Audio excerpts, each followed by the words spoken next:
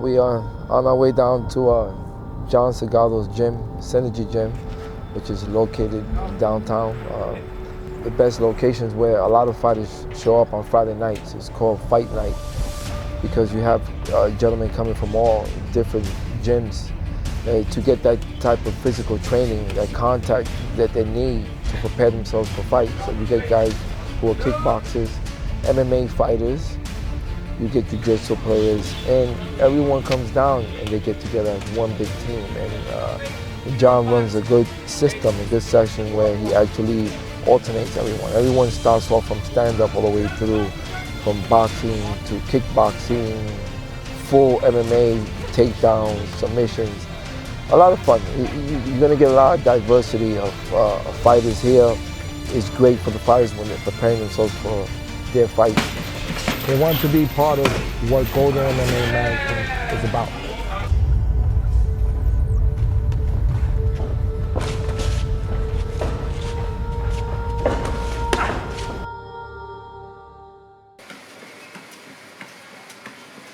My name is Ruiz, and I'm the CEO of Golden MMA Championships. Golden MMA is an amateur mixed martial arts promotion company. We started our company back in 2013. Basically, amateur was not established in New York City. A lot of people don't know that amateur MMA exists in New York City.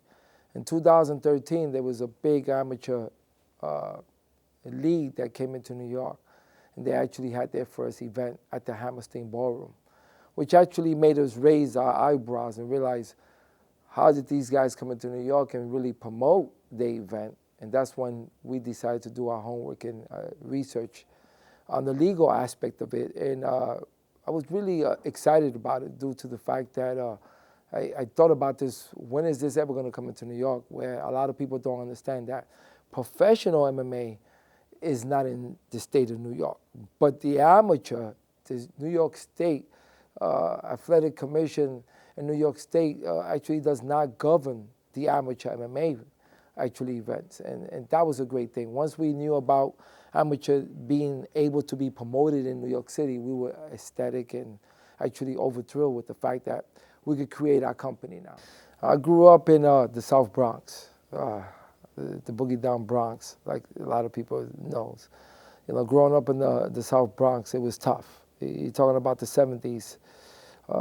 Early 70s, really basically going through school, you had to either know how to take care of yourself or protect yourself, fight. As a young man, we grew up in the Bronx, and my father basically got us interested with karate.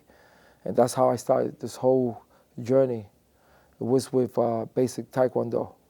I took Taekwondo for like 13 years, actually. I started at the age of 7, and basically, by the time I was 13 years old, I was already a black belt in Taekwondo. By the time I was already just before graduating high school, by the time I was 15 and 16, I was a top-rated fighter in the Karate Illustrated magazine. As I graduated from school, high school, then I went into the military, where actually I was stationed down at Fort Gordon, Georgia, Fort Benning, Georgia. Had the opportunity to start to compete down south as a fighter, as a young fighter. I never stopped fighting, of course. Being a military soldier, you get to travel a lot through the states, which is good. And I knew there was always competitions. And I was always planning to look into magazines and looking for that competition because I had that urge to go out as a winner and always be looking to be victorious. By the time I was 22 years old, I already was a pretty top-rated fighter down south. I had the opportunity to go overseas to Europe. Had the opportunity to fight with the Turkish. Turkish are known for real good hardcore kickers. And I competed overseas in Europe for 2 years, which actually got established in Europe as a top-rated fighter too.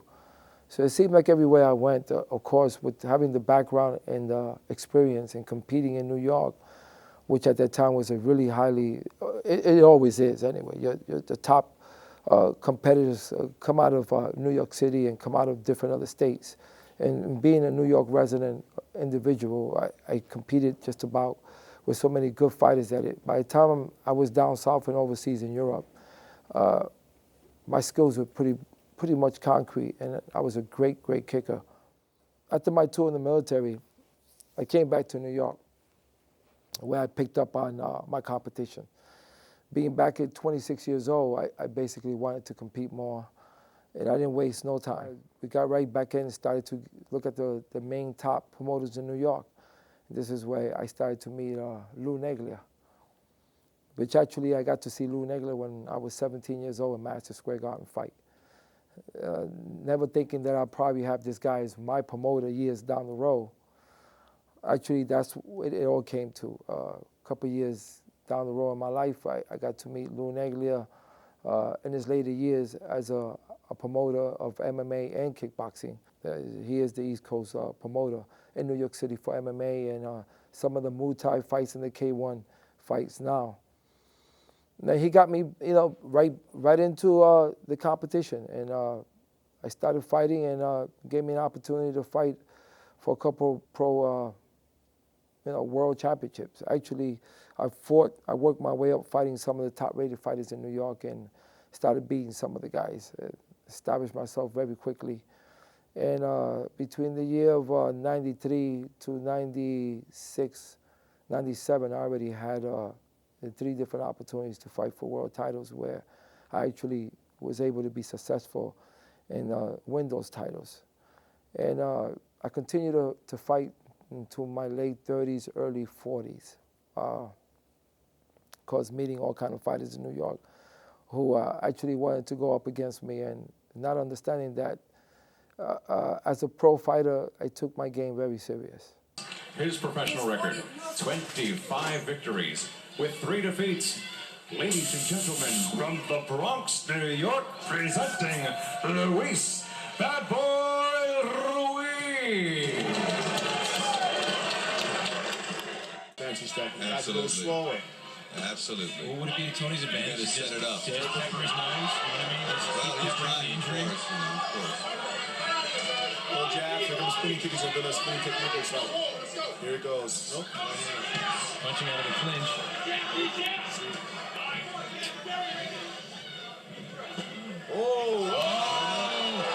A straight right. It's not secondary, it's not third, it is first in your agenda. Every time you get up in your lifetime, it's the next training session. You want to take yourself through, you want to take yourself beyond and above your physical and your mental expectations. Everything is fighting. That becomes your passion. That is your love, that is your passion. Nice pressure on him, working that body. There you go. You hear Luis's corner man saying, keep those hands up. Oh, nice side kick. Right up there. Hold it. Missed him, and let me tell you, that is not a percentage kick. These things rarely land, and they take a lot of energy. He's the overhand right. James Wing stops the bout. Ruiz takes the fight by knockout. You never know how good you are until you're told by over 1,000 people.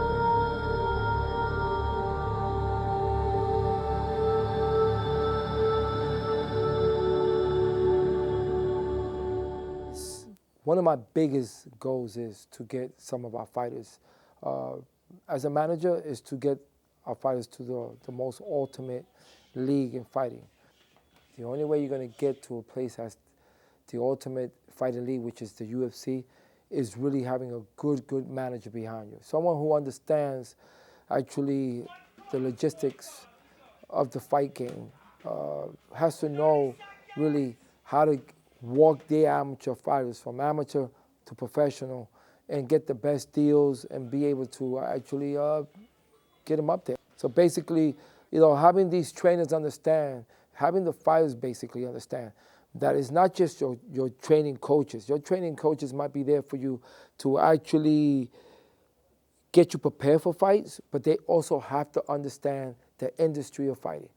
There'll be boxing down here, 2 spots, and the rest we'll do 2 spots of kickboxing. K1 rules. Have the bigger guys here, Johnny here, so Jason, Manuel's gonna have MMA fights, so we worry about him a little bit later, but you guys have kickboxing fights, right?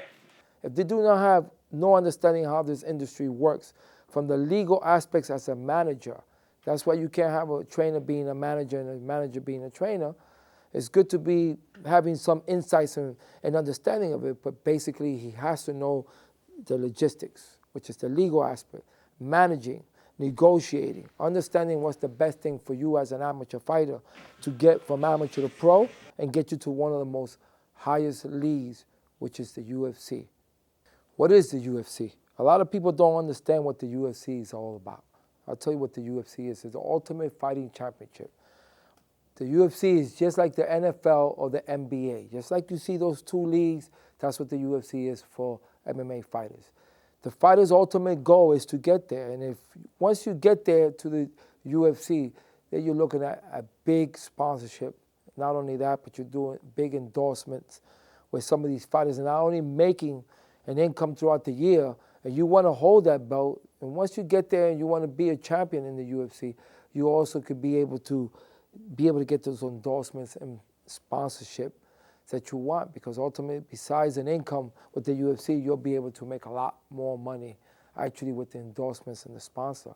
And basically, the UFC is like the ultimate league for professional worldwide to the United States, where a lot of people don't understand what the UFC is. And us as fighters or managers or trainers or coaches know and understand what it is. Most civilians and most people who watch the sport do not understand why this thing is so huge as it is. It's because it's the biggest fighting league throughout the world when it comes to mixed martial arts.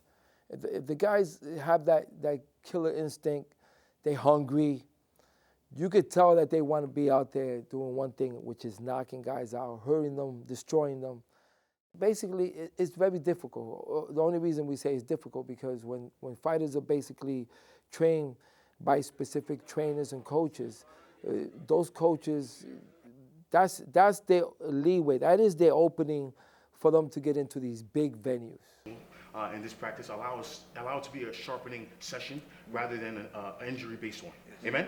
All right, guys, bring it in. All three. 1, 2, 3 champions. 1, 2, 3 champions! From amateur to professional, when coaches got good fighters, they want to hold on tight to those guys. It's like a diamond in the rough. You know? Pair up. We're starting now. Rule control. Taking each other. Be creative. Less than 10% power. But I need speed, technique, and just overall awareness, all right? And have fun. There's a chance once again for you to be creative. MMA, baby, all right? Keep those hands up, all right?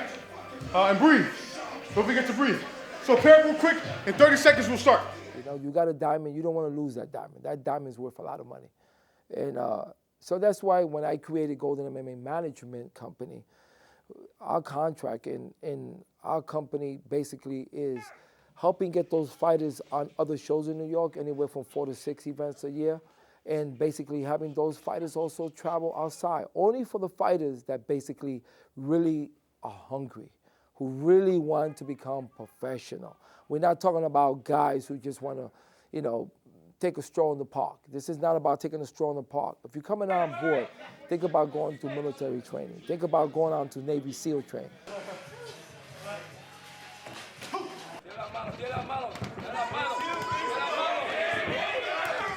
You know, when we really get involved with some of the fighters that, you know, work with us, they know that we don't really hold back. We don't pull the punches. Well, my specialty is I do most of the getting you ready. I work on your accuracy, your distance, persistence, your agility, all of the things that it takes to make you a better fighter. Everybody doesn't learn the same, and you have to understand that training people, you have to understand personality. And it seems very simple, but it's a very, very difficult task because some of these guys, you know, we get into this training and you think that you're a good trainer and you think you're doing a good job, and they'll get there and do something totally different. Keep pressure on him. He's lighting. Keep pressure on him. Shut those legs off. Shut those legs off. Break that. Turn. Work. Use it. Use the wall to climb up. Use the wall to climb up. Don't walk away from it. If he gives you an opportunity to take him down, take him down. It's MMA. You keep doing the same exact thing. Jab, jab, jab, and then they end up taking you down. Bro, it's ground and pound. You're gonna get beat up. You're not. I don't know what you're thinking about when you're doing this shit, man. This shit, you running me crazy. I mean, how much you weigh? Oh, 135. Why is he taking you down? Why you even let him take you down? Like, why? What are you thinking? You want to give him, what are you thinking when you're doing this? Oh, I don't want to take him down. Like, I don't know. I need to know what you're thinking when you're doing that. So you learn all the different adversities that you go through and getting somebody prepared to do what you think they should be doing.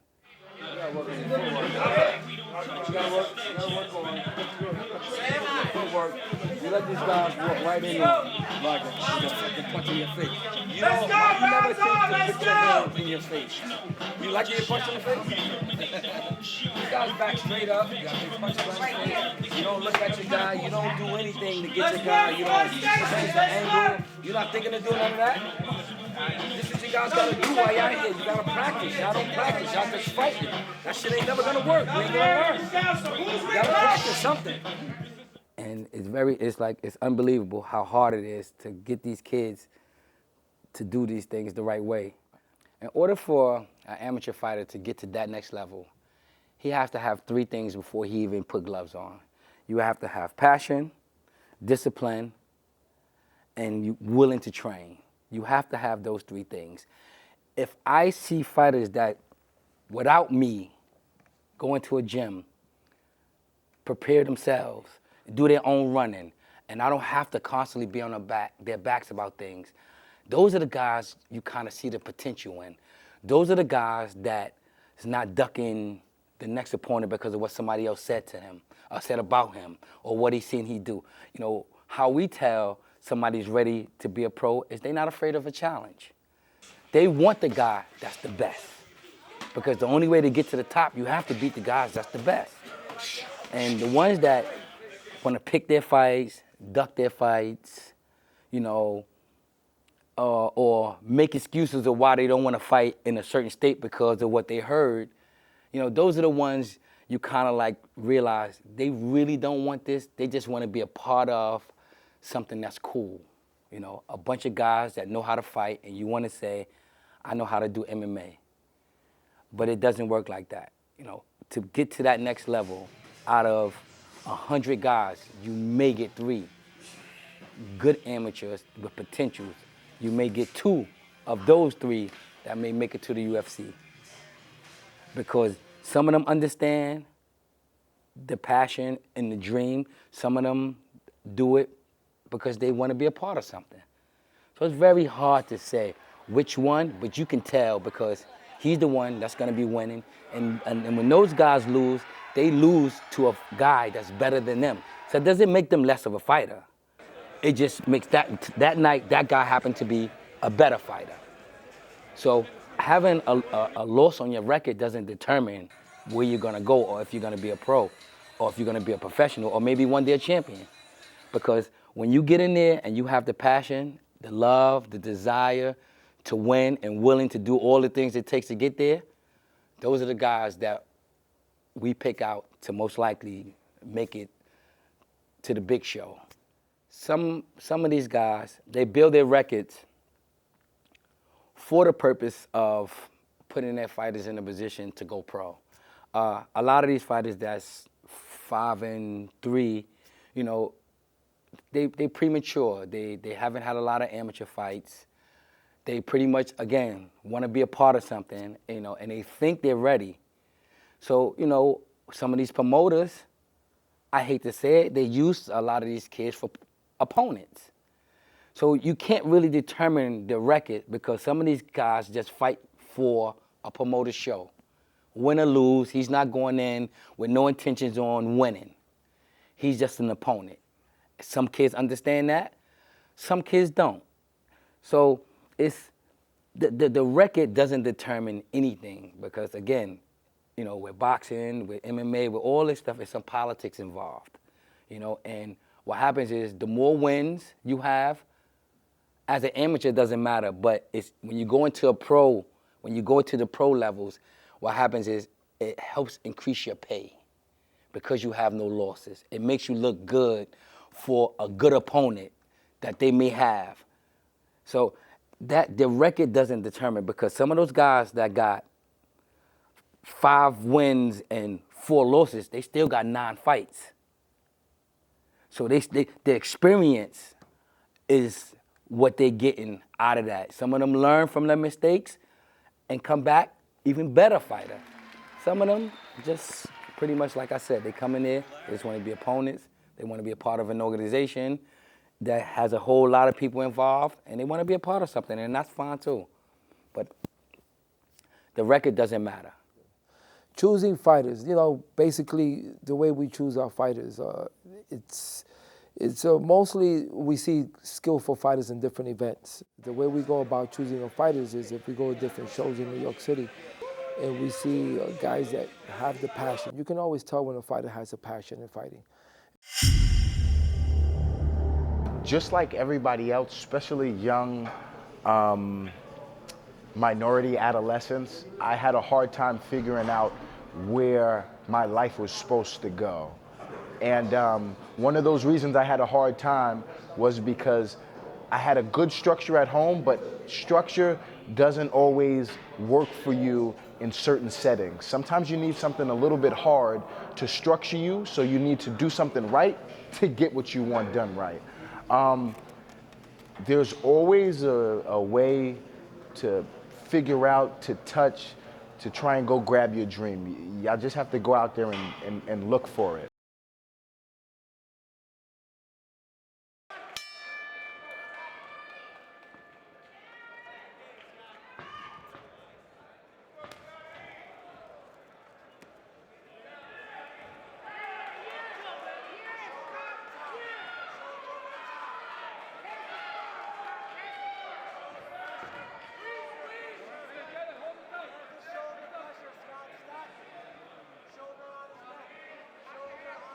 The reason why I love this sport, and I do it with all of my heart, is because it gave me a different purpose, one that I was not aware of. And now what I want to do is I want to help, I want to encourage, I want to empower, I want to help people get better, because this is what's been done for me.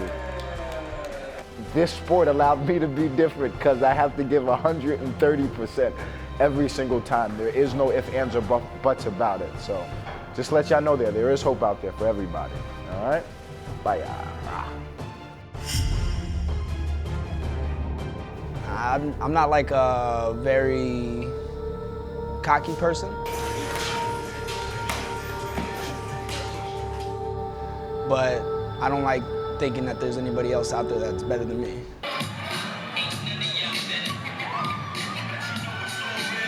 Maybe it's trying to prove something to myself. You know, I can't really put my finger on it, but I like thinking that like I'm working harder than anybody else. I'm one of those people when I set my mind on something, it's like, you know, that's it, like that's what I'm doing, you know? And so fighting is what I have my mind set on right now. So now that I'm working with Ruiz in the Golden MMA management, we got a few things coming up. He's gonna be helping me a lot with help building up my portfolio and everything like that career-wise. You know, trying to really promote me and get the exposure that I need. It's a little bit more difficult when you're coming out of New York, being as that we still haven't legalized MMA here. Let's get on it. So we're gonna be working on, you know, just setting up fights outside of state, and one of the bigger things happening right now is hopefully gonna be one of the 170-pound candidate to be fighting for the Fighter Source New York team, just going around kicking ass, taking names. And maybe going overseas and everything like that. He's already done a lot of good things with Aaron, getting him to Puerto Rico, getting him out to China and everything like that. So hopefully we'll be doing the same thing and just kind of, you know, really bringing this to the next level and showing everybody in the world what New York's really about. So what's going on right now with Golden MMA Management, what we're about to set off is actually be recruiting a couple good amateur fighters. There's coming a big opportunity coming up this season, this summer coming up. And these guys who are going to be involved in this big tournament actually is going to get the opportunity to travel outside New York and fight against some of the top elite amateur fighters from different states throughout the country. So within the next couple of weeks, 2 months, what we're going to be doing is recruiting a lot of talented fighters. So if you think you're talented enough, you either bring a good jiu-jitsu groundwork, good striking, good kicking, good wrestling, I think you should get in touch with Golden MMA Management, because in the next couple of months we're going to compose a 16-man team. Actually 16 men and 4 women. And that's going to compose a New York team to take them on this tournament. And ultimately, these guys who are winning, this is the opportunity for you guys who really want to be part of something huge, and not only that, but get a professional contract at the end of this tournament. The guys who win at the grand finale actually be able to get actual contract with some of the top elite MMA companies. We also work with female fighters. A lot of people usually ask us, do we work with female fighters? And we do work with female fighters. Actually, we've been meeting a couple girls that are interested in fighting on this MMA amateur team that we're composing. Right now, we just recently had a female fighter come to our office and speak to us. She goes by the nickname of Foxy. And Foxy, we have the opportunity to really take a look at her in training a couple of times Friday nights at one of the facilities that we get the guys to spar, Energy Gym, which actually is John Segado's place, and he has a lot of gyms there, a lot of fighters that come from all over different places in the city. And Foxy happens to be a pretty talented young lady, and we're really interested in her. So we're gonna be talking to her a little more and see what we do. And we also have another female at a higher weight that we're looking at too. So what we want to do is let you fighters know that if you want to enhance your career, just get in contact with us.